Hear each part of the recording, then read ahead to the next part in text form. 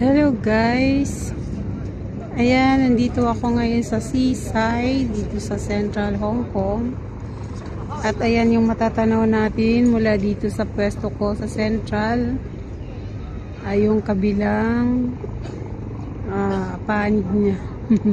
Ang ganda doon, grabe, oh, lalaki ng building, sobrang ganda. Ayan. Okay. Ayan. Kaya kung mapasyal kayo dito, Diyos ko, mamamangha kayo sa ganda.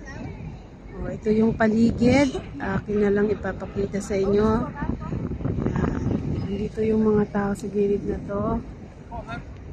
Ayan. O. Ayan yung Ferris wheel ng AYA. At ayan yung IFC Tower.